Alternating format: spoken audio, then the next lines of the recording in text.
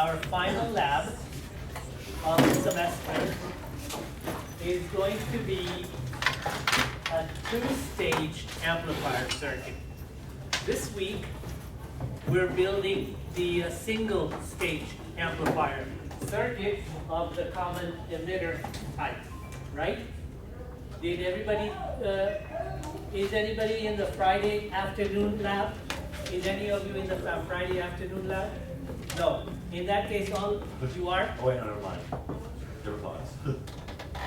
So we build the common emitter amplifier circuit, which amplifies a small signal into a large signal.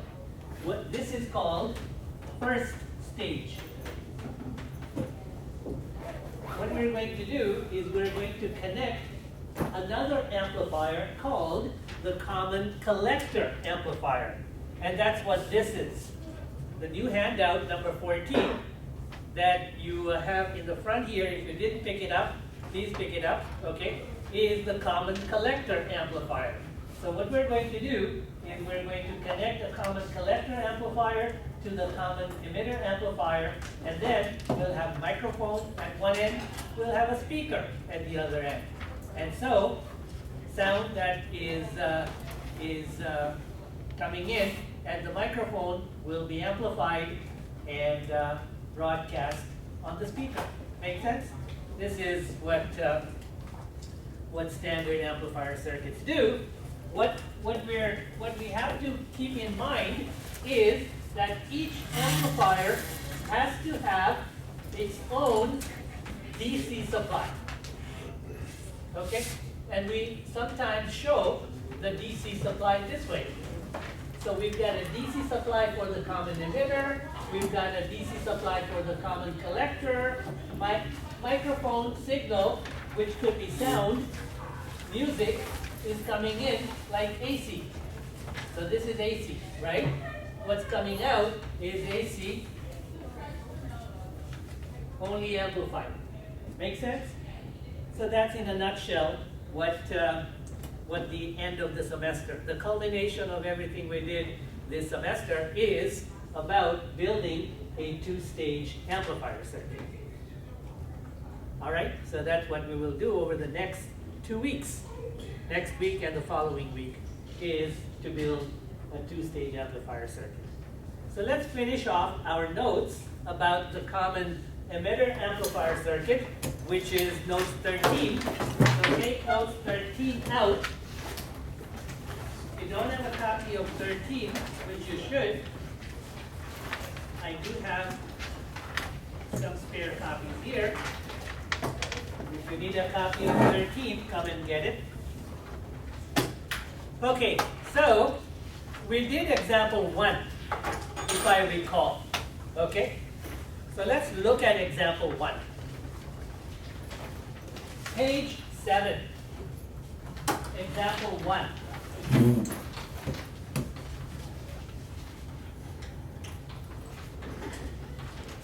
R1, R2, VCC forms my voltage divider. And I connect a transistor circuit with RC, collector, RE1 and RE2 at the emitter.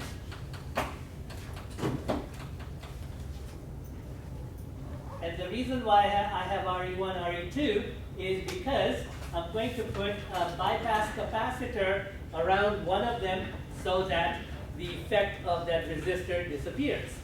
So that's my standard voltage divider circuit, and I converted it into a common emitter amplifier circuit by connecting a capacitor at the input and a capacitor at the output. So the input capacitor is at the base, the output capacitor is at the collector. Do you see that? So here's the out, and here's the in. Okay, so this is the circuit that is shown on page 7, example 1. Now, at the top of this page, page 7, for example 1, can you write a little note at the top of page 7, example 1? Can you indicate that this circuit has no RL? Do you see a load resistor connected in the circuit?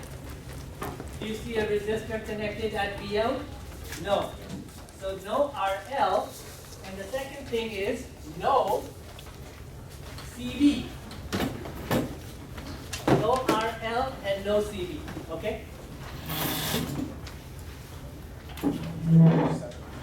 So that's example 1. Are you with me? Good. What is CV? CV is a bypass capacitor that we will put right here. Okay? So this is CV. Where is our L? That's here. You see? So in the first circuit, we do not have our L, we do not have CV. And with all of these amplifier circuits, we have to do a DC analysis and we have to do an AC analysis. The DC analysis, write a note where it says DC analysis to establish Q point. Write down to establish Q point. So DC analysis is to establish Q point. Okay? On the next page, on page 8, we have AC analysis. AC analysis, it's not long. It's 2 steps. The first one is calculate R prime E.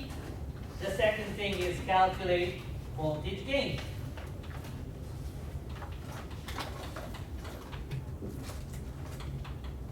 Okay, so that is AC analysis. And based on the voltage gain, we found V out. We find V out. So, how much was my R prime E in this circuit? Can you tell me? How much was it? 52 ohms. How did I find R prime E? Is it 25 millivolts divided by IE? Okay? It is an internal resistance at the PN junction between the base and the emitter. It's inside the transistor that we can only witness. We can see its effect. We cannot take a multimeter and measure it. Okay? It's something that is internal. So that's called R prime E. It's an AC emitter resistance. It comes into effect when I have an AC signal present. Okay? It's an AC signal which wakes this resistance up.